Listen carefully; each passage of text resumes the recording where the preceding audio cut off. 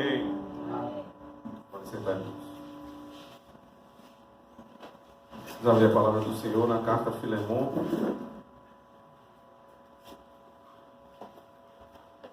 Se você nunca viu, nunca pôde acompanhar uma exposição em toda uma carta, hoje é a oportunidade, né? Às vezes a gente passa anos para terminar a exposição de um texto. Me lembro, Mateus eu passei 3 anos e 8 meses, Êxodo 3 anos e 5 meses, e hoje, numa única pregação, é possível ouvir o texto inteiro, né? Um texto que tem muita profundidade, muita profundidade. Poderia certamente ser alvo de muitos sermões. Eu não sei se o pastor Pronto já chegou a pregar aqui em Filemon, mas é uma carta fantástica do apóstolo Paulo. E se o Senhor nos der graça, nós vamos hoje ouvir a voz de Cristo por meio desse texto. Diz assim a palavra do Senhor. Paulo, prisioneiro de Jesus Cristo, e o irmão Timóteo, ao amado Filemon, nosso cooperador, e a nossa amada Áfia e a Arquipo, nosso camarada, e a igreja que está em tua casa. Graça a vós e paz da parte de Deus, nosso Pai, e do Senhor Jesus Cristo. Graças dou, ó meu Deus, lembrando-me sempre de ti nas minhas orações, ouvindo do teu amor e da fé que tens para com o Senhor Jesus e para com todos os santos, para que a comunicação da tua fé seja eficaz no conhecimento de todo o bem que em vós há por Jesus Cristo. Porque temos grande gozo e consolação do teu amor, porque por ti, ó irmão, as entranhas dos santos foram recriadas. Por isso, ainda que tenha em Cristo grande confiança para te mandar o que te convém, todavia, peço-te, antes por amor, sendo eu tal como sou, Paulo, o velho, e também agora prisioneiro de Jesus Cristo. Peço-te por meu filho Onésimo, que gerei nas minhas prisões, o qual no outro tempo te foi inútil, mas agora a ti e a mim muito útil. Eu te ordenei a enviar, e tu torna a recebê-lo com as minhas entranhas, como as minhas entranhas. Eu bem o quisera conservar comigo, para que por ti me servisse nas prisões do Evangelho. Mas nada quis fazer sem o teu parecer, para que o teu benefício não fosse como por força, mas voluntário. Porque bem pode ser que ele se tenha separado de ti por algum tempo, para que o retivesses para sempre. Não já como servo, antes mais do que servo, como irmão amado, particularmente de mim, e quanto mais de ti, assim na carne como no Senhor. Assim, pois, se me tens por companheiro, recebe-o como a mim mesmo. E se te fez algum dano, ou te alguma coisa põe, ou se te deve alguma coisa, põe isso à minha conta. Eu, Paulo, de minha própria mão o escrevi. Eu o pagarei. Para te não dizer que ainda mesmo a ti próprio, a mim te deves. Sim, irmão, eu me regozijarei de ti no Senhor. Recreia as minhas entranhas no Senhor. Escrevi-te confiado na tua obediência, sabendo que ainda farás mais do que digo. E juntamente prepara-me também pousada, porque espero que pelas vossas orações vos hei de ser concedido. Saúdo-te, Epáfras, meu companheiro de prisão, por Cristo Jesus, Marcos, Aristarco, Demas e Lucas, meus cooperadores. A graça de nosso Senhor Jesus Cristo seja com o vosso espírito. Amém. Vamos orar ao Senhor. Ó Deus Santíssimo, mais uma vez nos colocamos, Senhor Deus, aos teus pés para ouvir a instrução da tua palavra. E o Senhor, mais uma vez, nos dê vigor, Senhor Deus, para que possamos forças para ouvir a tua voz, cada palavra, Senhor Deus, que sair da tua boca, com sede verdadeira, por ser instruído pelo Senhor. Nós temos um coração disposto, Senhor Deus, para sermos exortados, um espírito quebrantado, Senhor Deus, para servir ao Senhor com aquilo que o Senhor requer a partir desse texto, e que o Senhor nos transforme verdadeiramente, a fim de que possamos entender as maravilhas do Evangelho que estão contidas nesse texto. Nós te pedimos isso com humildade, e com verdade, Senhor. Auxilie-nos em Cristo nosso Senhor. Amém. Irmãos, há um trabalho que é feito na menor idade, quando você tem 2, 3, 4, 5 anos. E esse trabalho, ele vai te levar por caminhos na vida adulta que vão te trazer grandes benefícios, enormes benefícios, ou problemas na mesma proporção. O trabalho de você ensinar o teu filho a linguagem. Comumente é chamado de alfabetização, né? O processo de alfabetização, a educação da criança. Ensinar para ele como ele deve se comunicar, como ele deve ouvir, como ele deve escrever. Isso não é questão apenas para que ele lá adiante passe no Enem e possa entrar na faculdade. Isso é muito pouco, isso é um pensamento de fato mundano. Não, nós não educamos os nossos filhos para passarem no Enem e entrar em uma faculdade pública e não nos dar despesa como uma faculdade particular. Não é isso. O aprendizado da comunicação, da linguagem, é para que ele, na sua vida como um todo, possa se dar bem. Porque tudo é linguagem. Você primeiro, na linguagem, você aprende a ouvir. Você tem que ensinar o teu filho a ouvir. Você precisa ser educado para ouvir. Não é fácil ouvir. Existem livros somente para te ensinar a ouvir. Eu li um agora há pouco. Como falar, como ouvir. Livro fantástico. Fantástico. Outro, como ler livros.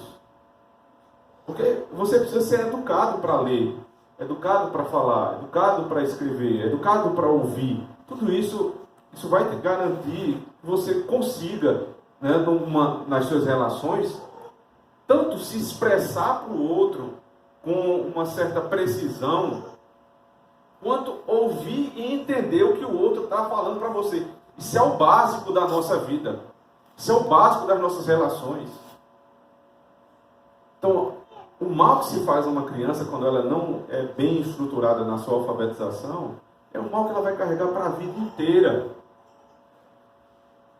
Imagine quantos médicos você conhece que são excelentes na área. O sujeito sabe de tudo da especialidade dele. Aí alguém fala bem desse médico. Você diz, rapaz, eu vou lá, Ele não tem nem plano de saúde, mas eu vou lá, vou pagar a consulta para ter o serviço desse homem. E quando você chega lá, o sujeito é um grosso. Você sai com aquela impressão, ele não me ouve. Não é que você tem alguma carência, né? Tem gente que é meio carente, vai para um médico para querer arrumar um amigo. Não é a carência de amizade, mas, peraí, ele precisa me ouvir. Ele precisava saber o que eu estou passando primeiro. Mas você começa a falar e ele te atropela. Como se ele já soubesse. Não, é para adiantar, para o próximo paciente entrar. Ou ele não tem...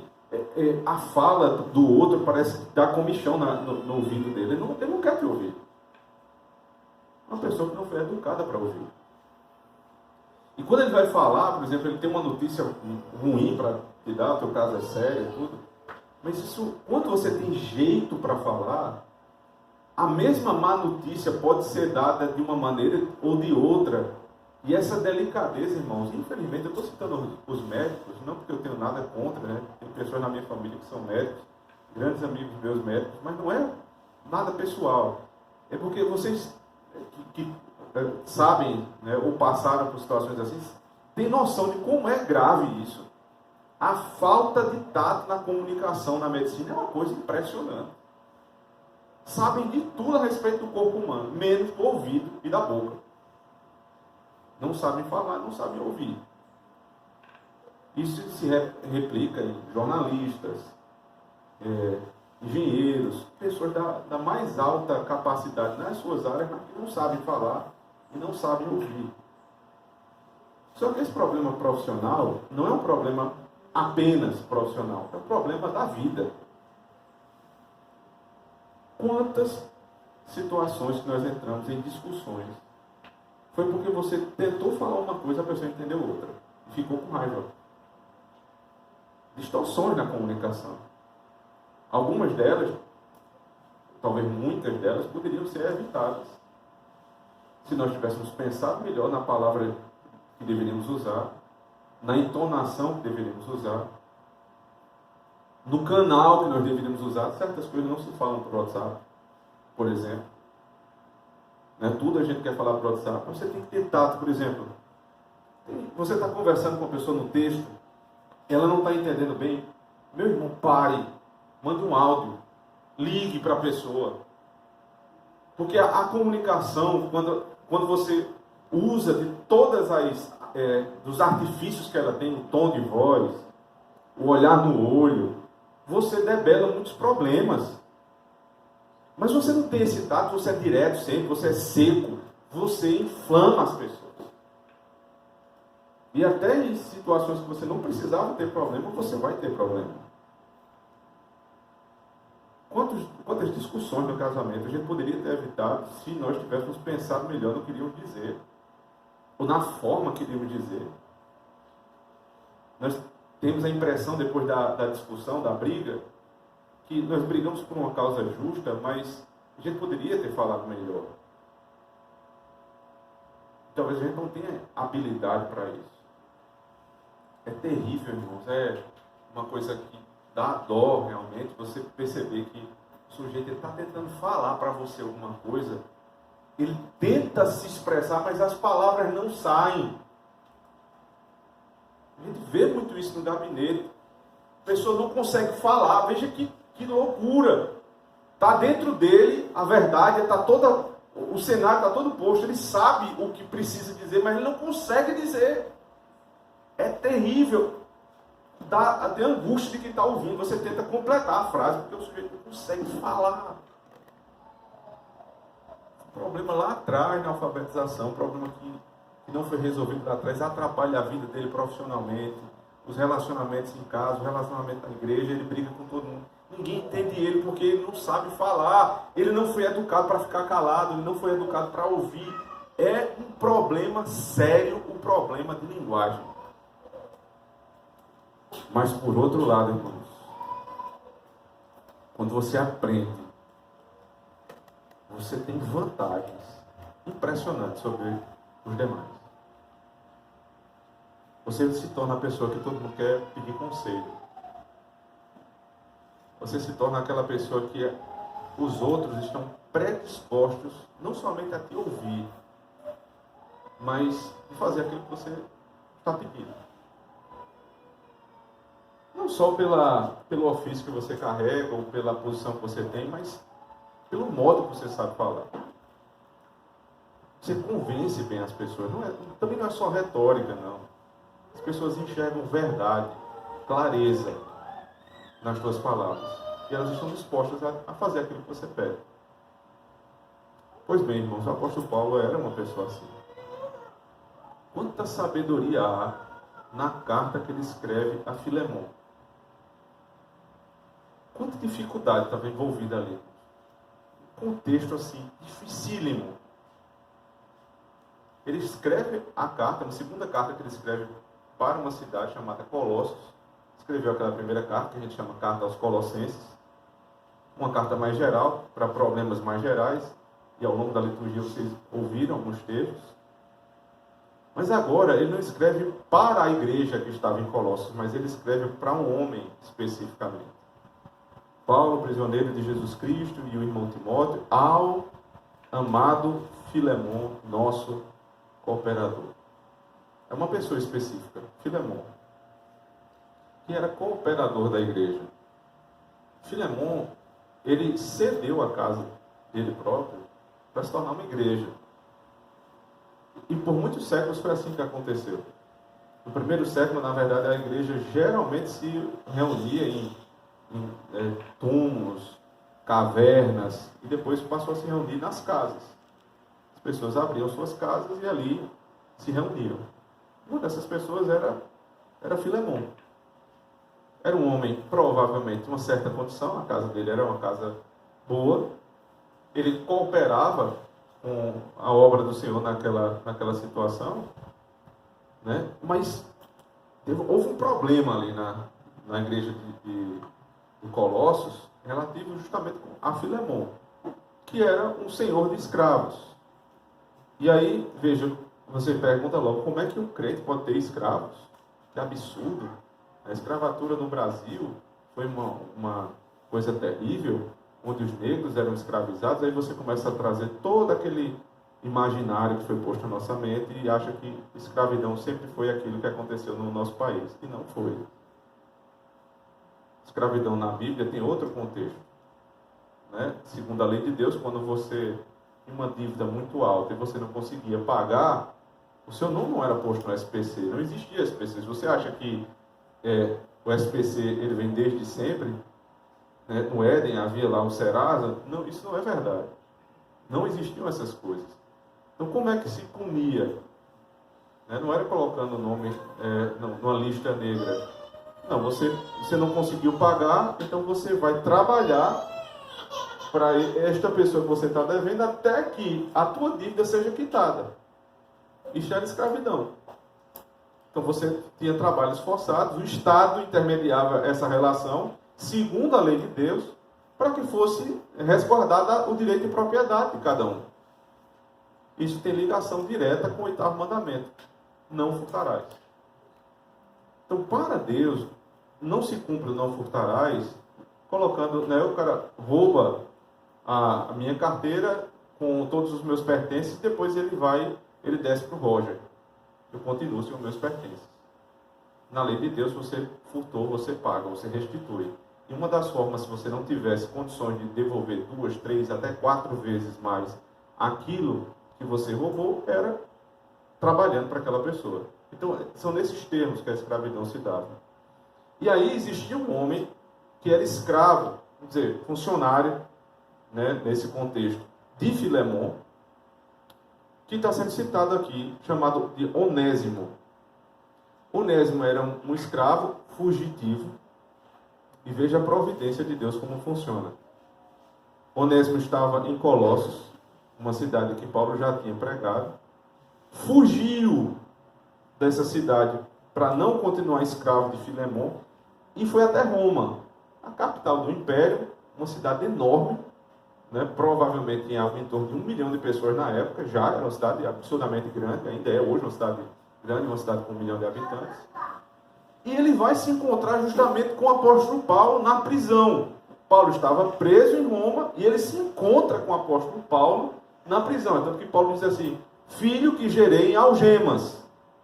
Ele se converteu dentro da prisão, conhecendo o apóstolo Paulo. Isso é fantástico, irmãos. Veja como a mão de Deus ela nos conduz. Um fugitivo que pensava que não iria cumprir a lei do Senhor, pagando o que devia, foi encontrar uma cidade grande, enorme, um homem especificamente que pregou o evangelho para ele. E quando esse evangelho foi pregado, todas as suas dívidas diante do Senhor foram pagas. Ele pensava em fugir da lei de Deus. Ele se depara com a lei de Deus. Só que não para puni-lo, mas para absolvê-lo. Os problemas de Onésimo aparentemente estavam resolvidos. Porque ele se encontrou com o apóstolo pregou para ele, e ele agora tem a vida eterna. Mas não é bem assim. Quando nós nos convertemos, irmãos, os nossos deveres civis, eles não são anulados. Se você se converte tendo dívidas, tuas dívidas no céu foram canceladas porque Cristo pagou por elas. Mas as tuas da terra, não. A igreja não vai pagar tuas dívidas para zerar a tua conta com o teu credor. Não é assim que as coisas funcionam. Você precisa pagar. Você tem questões a resolver com pessoas que você tem há muito tempo e não resolveu, você precisa voltar lá e resolver. Principalmente agora. Existem implicações do Evangelho, irmãos, que precisam ser resolvidas imediatamente após a conversão. E aqui o apóstolo Paulo está intermediando essa situação. Veja que situação difícil. Paulo havia pregado para Filemon Filemon conheceu Cristo por meio de Paulo. Então, Filemon tinha um débito com Paulo. Onésimo fugiu de Filemon. Conheceu o Evangelho na prisão por meio do apóstolo Paulo. Também devia ao apóstolo Paulo. Aí Paulo diz: Filemon, aliás, Onésimo, você se converteu. Agora tem uma questão. Ele provavelmente contou a situação. Você vai voltar lá para Colossos e vai resolver o teu problema com o teu credor. Porque, veja, não é escravidão como nós pensamos. É escravidão por débito. E agora, meu irmão, se o Evangelho é verdadeiro na tua vida, nós vamos saber sobre esta prova. Se você voltar para Colossos. Irmão, se não há fruto, não é Evangelho. Se o sujeito só fala que se converteu, mas não tem frutos nas mãos para mostrar, onde está o Evangelho na vida dessa pessoa? O que você lê nas cartas de Paulo, por exemplo, na carta aos Efésios, capítulo 4, ele diz: o que furtava, não furte mais, antes trabalhe com as próprias mãos, fazendo o que é bom para ajudar o que é necessitado. A mudança não é furtava, não furta mais, não. Agora, pare de furtar e trabalhe. Porque um crente ocioso, ou seja, um crente que não trabalha, ele continua vivendo em pecado. Ele não só deve trabalhar, mas aí ele qualifica o trabalho. Trabalhe no que é bom. Não é só no que é bom, mas viva da mão dos outros. Você trabalha com o que é bom com as tuas próprias mãos. Ou seja, viva de acordo com aquilo que você consegue no teu trabalho. Não viva de patrocínio, por exemplo. O sujeito casa e vive eternamente dependendo dos pais. Isso está errado. Fazendo o que é bom com as próprias mãos, aí ele diz, para ajudar o necessitado. O que roubava, tirava daquele que tinha, agora não só trabalha, sustenta a sua casa, mas abençoa os outros. Isso é Evangelho. Isso é Evangelho. O que mentia, não minta mais. Antes, fale a verdade. São implicações lógicas do Evangelho, que se você não as tem na sua vida, você não pode dizer com firmeza que foi convertido. Você não pode dizer. Então o apóstolo Paulo está com todo esse contexto diante dele. Alguém que devia a ele por ter conhecido o Evangelho, que era um grande cooperador, e alguém que ouviu o Evangelho e precisava resolver um problema antigo. Paulo entra justamente nessa circunstância, com toda a habilidade de comunicação que ele tinha, não a sua habilidade, né? Não desprezemos o que é principal, com inspiração do Espírito Santo de Deus. Ele começa a carta assim, observe. Paulo, prisioneiro de Jesus Cristo, e o irmão Timóteo, o amado Filemon, nosso cooperador. O irmão, você vai falar alguma coisa com alguém, você vai pedir alguma coisa a alguém, você tem que saber como abordar em primeiro lugar. Você não já chega pedindo, né? A carta não começa assim: Filemon, receba Onésimo, ponto. Porque eu estou mandando. Não. Eu sou o prisioneiro de Jesus Cristo. Por que ele está se identificando assim? Porque Onésimo era prisioneiro também. Então ele se identifica com a pessoa que ele vai interceder. Assim como ele é prisioneiro, eu também sou prisioneiro em Cristo Jesus. Eu nunca cometi nenhum erro para estar preso. Onésimo sim, mas eu me identifico com ele. Ele é uma pessoa sofrida, eu sou também. Só que o meu sofrimento é porque eu estou preso a Cristo. Filemon, tu também estás preso a Cristo. Você imagine o tanto de teologia que tem aqui. Se você está preso a Cristo, então você está preso à lei de Cristo. Se você está preso à lei de Cristo, você precisa perdoar. Ele já abre assim a carta, com sutileza, mas já indo direto ao ponto. Ao amado Filemon, nosso cooperador, ele elogia, ele se lembra das vezes que a igreja estava lá reunida e Filemon sempre contribuiu para que a igreja fosse bem ali na cidade de Colossos. Lembra também do restante da família de Filemon, observe o verso 2, e a nossa amada Áfia e a Arquipo, nosso camarada, e a igreja que está em tua casa. Áfia, esposa de Filemon, Arquipo, seu filho, e toda a igreja. Ele saúda toda a família de Cristo ali. Graças a vós outros, e paz da parte de Deus, nosso Pai, e do Senhor Jesus Cristo. Graças dou, meu Deus, lembrando-me sempre de Ti nas minhas orações. Ouvindo do Teu amor e da fé que tens para com o Senhor Jesus e para com todos os santos, para que a comunicação da Tua fé seja eficaz no conhecimento de todo o bem, que em vós há por Cristo Jesus. Porque temos grande gozo e consolação do Teu amor, porque por Ti, ó irmão, as entranhas dos santos foram recriadas. Por isso, ainda que tenha em Cristo grande confiança para te mandar o que te convém, até aí, uma rápida parada. Ele vai lembrar de tudo que Filemon fez até agora. Ele não desconsidera o histórico de Filemon. Pelo contrário, ele cita tudo que Filemon fez. Eu me lembro que você é cooperador. Eu me lembro que a igreja está na tua casa. Eu me lembro como a tua fé é vívida, como você tem contribuído de várias formas para a igreja continuar. Então, assim, isso é de uma sabedoria impressionante, irmãos.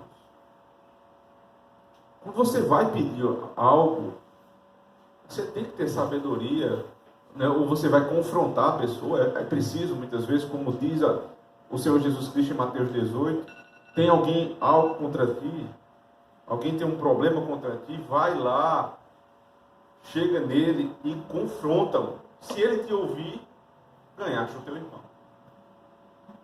Então é preciso confrontar? Sim, mas com sabedoria, lembrando do histórico desse irmão.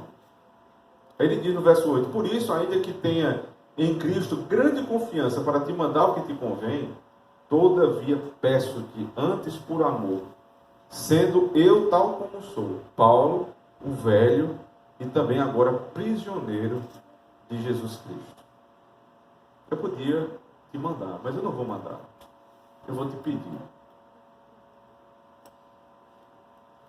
Uma das grandes habilidades dos líderes é isso, é você ter autoridade para mandar, mas você ter habilidade para convencer a pessoa a fazer da forma que você quer, voluntariamente. É ganhar o coração daquela pessoa. É não simplesmente impor, mas fazer com que aquela pessoa pense como você. Isso é uma habilidade que só os líderes têm. Não é manipular, é convencer. Eu poderia te mandar, mas eu vou argumentar tão bem, mas tão bem, Filemon, que você vai entender que, de fato, o que eu estou dizendo é verdade.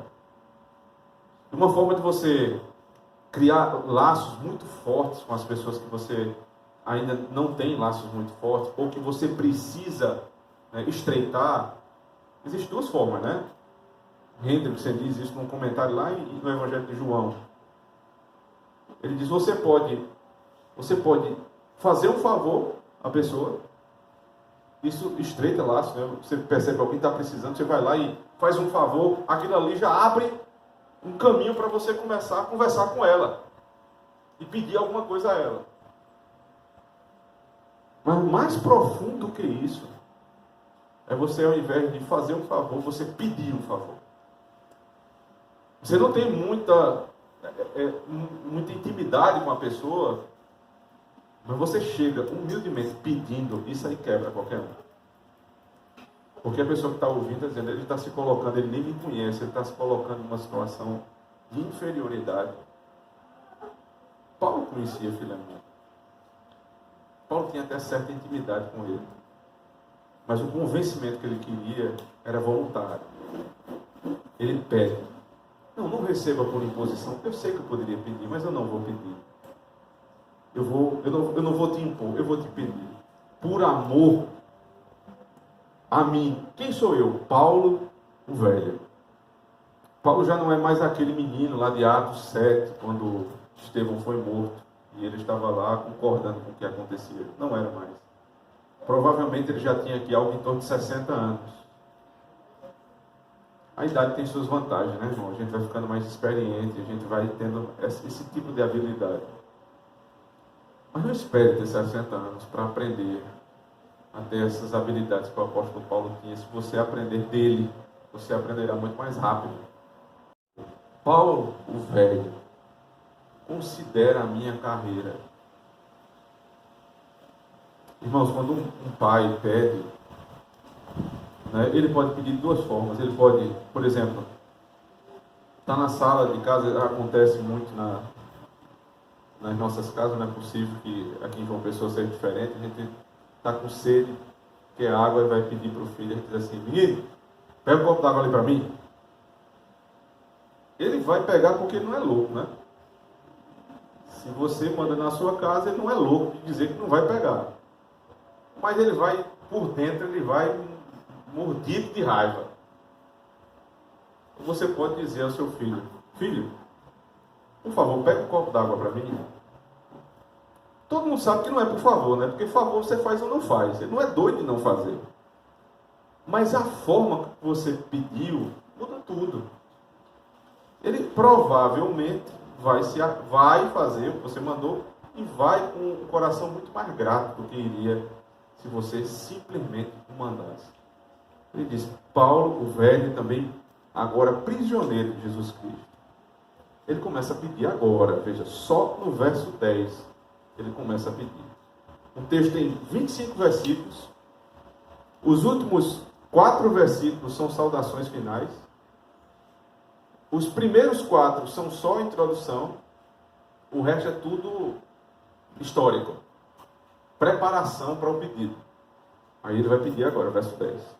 Peço-te por meu filho Onésimo, que gerei nas minhas prisões, o qual outro tempo te foi inútil, mas agora a ti e a mim muito útil. Eu te tornei a enviar, e tu torna a recebê-lo como as minhas entranhas. Eu bem o quisera conservar comigo, para que por ti me servisse nas prisões do Evangelho. Note aqui um detalhe do texto. A palavra útil.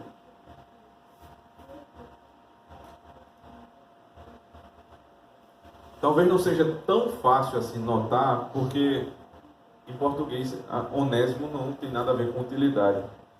Mas a palavra onésimo em grego é útil. O nome dele era útil. Ele diz: agora ele te é útil. Ele poderia, se eu conservasse comigo, verso 13, me servir, ou seja, ser útil nas minhas prisões. Mas eu vou te enviá-lo para que ele te seja útil. Ele não era útil. Onésimo tinha esse nome, mas nunca foi útil.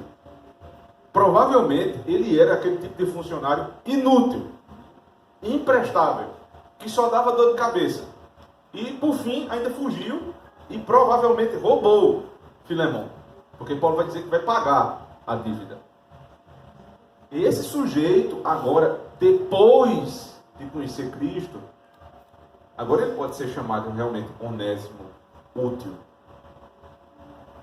Porque a transformação pela qual ele passou foi tão profunda, que está fazendo com que esse homem tenha coragem de voltar e enfrentar o seu antigo patrão, o seu senhor, para servi-lo.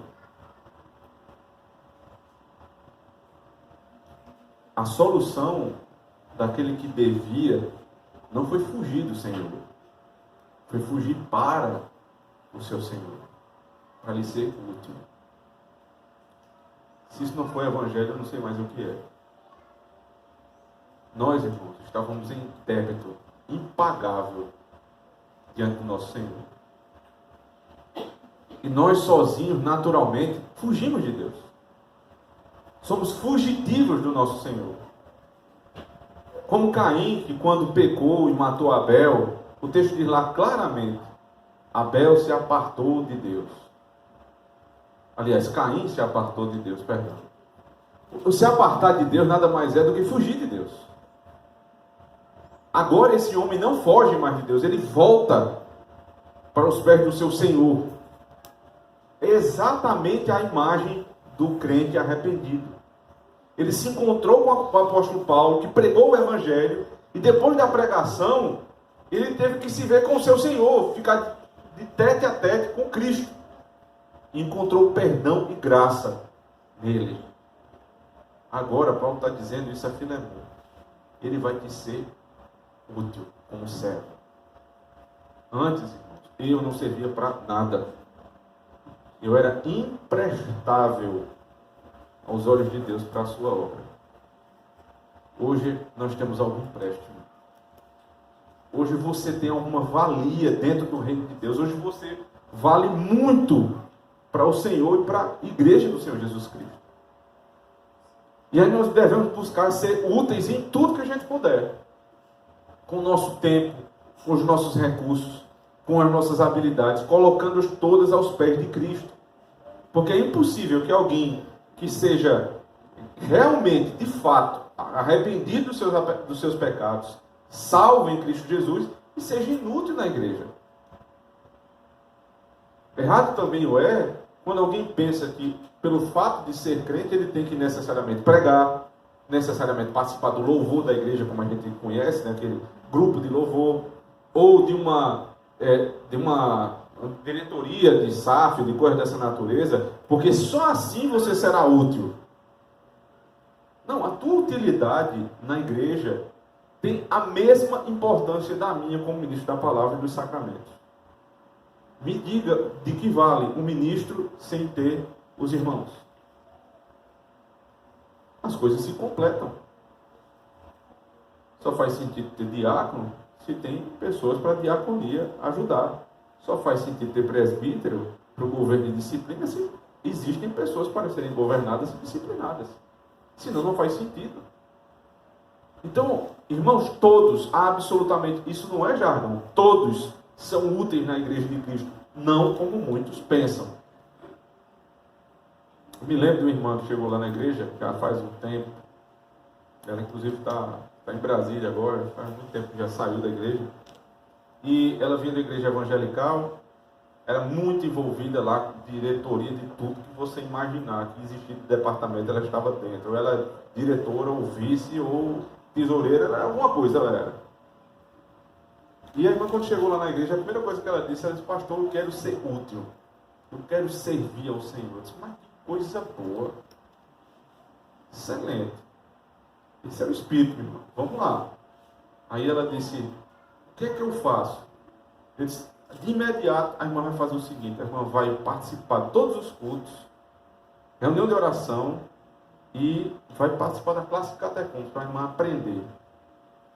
E assim, quando Deus der oportunidade, a irmã pode ajudar em muitas coisas que as mulheres ajudam aqui. Ela fez, tipo o que, pastor? Eu digo, tipo quando uma irmã engravida, as mulheres se organizam para conseguir fraldas e outras necessidades. Tipo, orar uns pelos outros. Tipo, interceder por aqueles que estão doentes. Tipo, ajudar naquilo que é possível ajudar. Uma família ajudar a outra. Isso é muita coisa. Ela disse, não, pastor, mas eu queria, na verdade, começar um trabalho de evangelização. Eu disse, já devia ter começado. Desde que se converteu. Você entende o tipo de utilidade? Ela queria formar um departamento para ela continuar gerindo. Ele disse, não, meu, tudo que te cabe é somente servir a Deus, ao Senhor, naquilo que o Senhor te colocou para ser. Boa esposa, para cuidar do seu marido. Pense numa coisa boa para você fazer. Cuide do seu marido, vá ter filhos que você não tem ainda. E quando você tiver uma penca de filhos, eu duvido você chegar aqui pedindo mais serviço. Duvido. Não há nada, irmãos, brincadeiras à parte, não há nada mais urgente para uma mulher fazer do que criar do seu esposo seus filhos. Eu duvido você achar espaço de tempo para fazer outra coisa. E isso é um grande benefício para o reino de Deus. Quando as mulheres criam bem os seus filhos. E cuidam dos seus maridos. Porque nós vamos ter mais discípulos de Cristo. Que vão ser úteis para a obra. O restante, irmãos, é só fumaça. Ou seja, não tem substância nenhuma. É só confusão. É só briga de cargo. É só para ver quem aparece mais na igreja. Não tem nada disso. Só temos dois ofícios, diaconia, presbiterato. Está de bom tamanho, já dá confusão demais, inclusive. Mas eles são ordenados para isso. São úteis nisso. Mas eles continuam sendo membros da igreja. Que têm as mesmas obrigações que vocês têm como pai de família, de cuidar bem da sua casa, porque senão não vão poder cuidar da casa de Deus. Eles têm obrigações a mais, mas tem todas que vocês têm também. Então isso é utilidade. Onésimo ia voltar para a igreja e ser útil como nunca foi. Porque, irmãos, pensem bem, não existe nada mais imprestável do que um ímpio. Nada. Pense no sujeito imprestável, é uma pessoa que não crê no Senhor. Porque qual é o objetivo? Para que nós fomos colocados nessa terra? Primeira pergunta do catecismo, o sujeito que está na igreja menos confessional da IPB sabe o que é isso. Para que veio aqui nessa terra? Para servir a Deus, né? Para louvar a Deus e gozá-lo para todo sempre. Todo mundo sabe essa resposta. Então, esse sujeito já tem muita coisa para fazer. O ímpio não sabe. Ele não serve para isso, para o que é básico. A vida dele não glorifica ao Senhor. Ele não cultua ao Senhor. Ele não serve ao Senhor. Ele não serve de nada. A Bíblia diz que a nossa maior justiça, os nossos atos de justiça, os melhores, são chamados de trapos de imundícia, não é? São, assim, isso é uma expressão muito é terrível. Até explicar é complicado em público. Mas é a coisa mais suja que você pensar é a sua justiça. Do justo. E do ímpio. Não quero nem imaginar o que é. Eles não prestam para absolutamente... Eles não prestam para criar filhos. Eles não prestam para ter esposa. Eles não prestam para ter empresa. Eles não prestam para nada. Porque tudo que eles fazem é para o seu próprio mal e para o mal da sociedade. Tudo. Quando fazem alguma coisa de bom, aparentemente, isso vai servir contra eles no dia do juízo. Porque não fizeram com as bases certas, que é glorificar a Deus. Agora, alguém que se converteu não pode, não tem o direito de não servir ao Senhor. Você tem obrigação de ser útil, como Paulo disse. Se ele ficasse comigo, ele ia me ser muito útil na obra. Verso 13. Veja a habilidade do apóstolo Paulo. Agora, não é só um pedido, é uma vantagem para você que eu estou lhe dando, Filemão. Porque se eu ficar com Onésimo hoje, ele é um servo tão bom, que ele vai me servir aqui em Roma nas minhas prisões. Mas eu sou tão bonzinho, tão maravilhoso, que eu vou te dar esse servo para ele te servir novamente. O que não te prestava, agora te serve muito. Recebe-o. Ele continua o verso 14. Mas nada quis fazer sem o teu parecer, para que o teu benefício não fosse como por força, mas voluntário. Porque bem pode ser que ele se tenha separado de ti por algum tempo, para que o retivesse para sempre. Não já como servo, antes mais do que servo, como irmão amado, particularmente de mim, e quanto mais de ti, assim na carne como no Senhor. E Paulo vai avançando, né? Primeiro ele pede para receber, depois ele diz, olha, eu estou te fazendo um favor, que eu pude ficar com ele, mas eu estou te devolvendo. Depois ele diz, agora eu não quero que você receba de qualquer forma. Não. Você não vai receber mais como escravo, você vai receber como um irmão em Cristo. Aí Paulo parece que já é pedir demais. Pois é, irmãos. Quando o perdão é verdadeiro, ele muda de fato o status da nossa relação. Não é só suportar a pessoa perdoada. É tratá-la como irmã em Cristo. Não é só simplesmente aturá-la, mas é recebê-la de fato como irmã em Cristo. Nós estamos dizendo aqui que nós devemos desconsiderar os históricos e abrir nossa vida de uma hora para outra. Não. Aqui é o apóstolo Paulo, debaixo de revelação, que está dizendo isso. Não poderia ser tranquilamente recebido, porque a palavra é de Deus. E quando receber, recebam como irmão. Eu acho que ainda não, mas vai acontecer. Eu vou precavê-los. Vai acontecer um dia que vocês vão ver um irmão de vocês, que vocês até visitam a casa, que vocês conversam, que vocês são muito amigos. Um dia, algum de vocês, inevitavelmente, vai cometer um pecado tão grande que vai ter que ser disciplinado. E até alguns vão chegar ao ponto de ser excomungados. De serem retirados do rol da igreja. Irmãos, isso é para cortar o coração de qualquer um. Quando isso acontecer, Irmão, não despreze aquela pessoa. É possível que até vocês tenham que tratá-lo como gentil e publicano, e é necessário tratar. Mas nós já vimos pelo menos 2 casos lá na igreja, que a pessoa passou por todo esse processo. E ela voltou.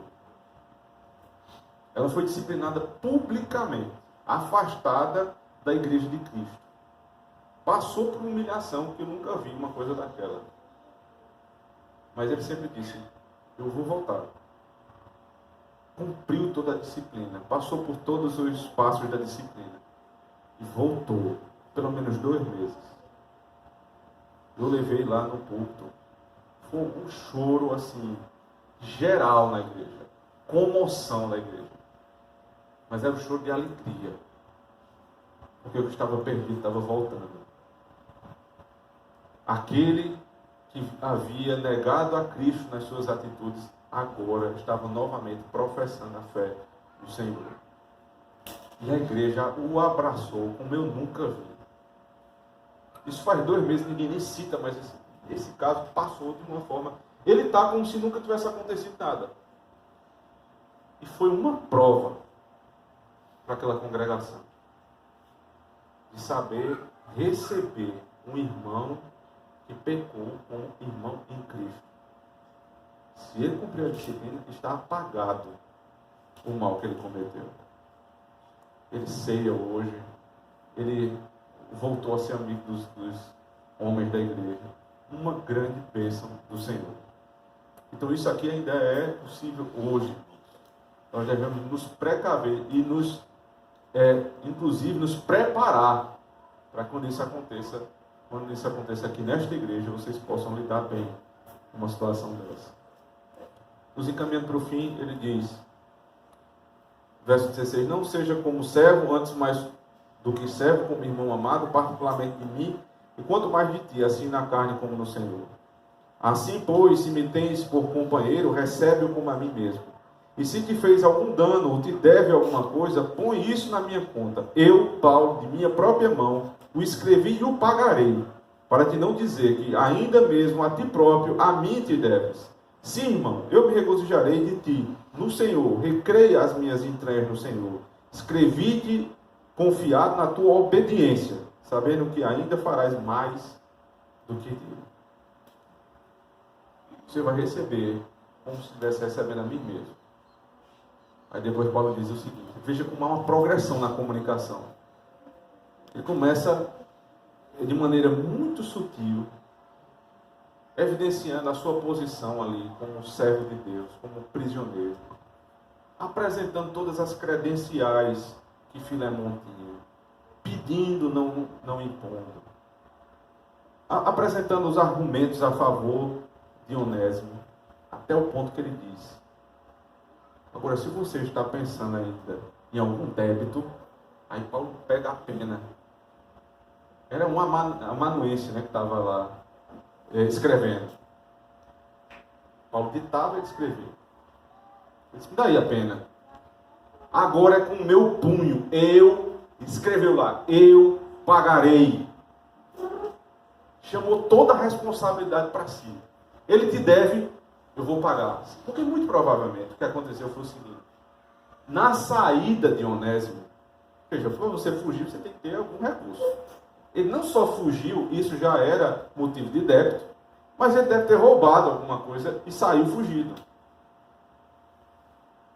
Paulo está dizendo, junta a conta dele. Faz a conta aí, manda para mim. Eu pagarei. Que compromisso do apóstolo. Paulo vive na casa alugada, preso em Roma. Então a questão aqui não é dinheiro. Você me deve até a tua vida, ele diz. Põe na minha conta.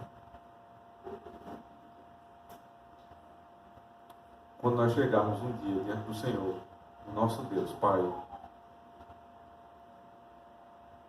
e ali, irmãos, todos em débito. Todos. Ninguém podia pagar a conta. Cristo não vai dizer, eu pagarei. Ele disse na cruz do Calvário, está consumado. Não tem débito nenhum mais. Zerou a conta. E o Pai vai nos receber. E nós vamos entrar na casa do nosso Pai não como escravos. Ele disse, já não vos trato como escravos, mas como amigos, irmãos. E ele dirá, entrai na casa que vos está preparada, meus irmãos. Que história maravilhosa, irmãos. Não para você aprender simplesmente a se comunicar, mas para você aprender que não há conta, não há débito diante do Senhor que não seja pago pela cruz de Cristo. E aí sim, tendo débito pago, você precisa falar isso para outra pessoa. A habilidade do falar é tão preciosa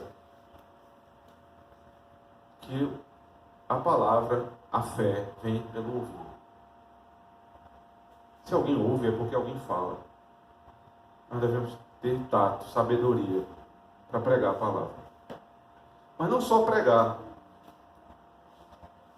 Para entrar em situações como essas, onde dois irmãos estão brigados, estão com problemas, você tem a palavra certa para falar.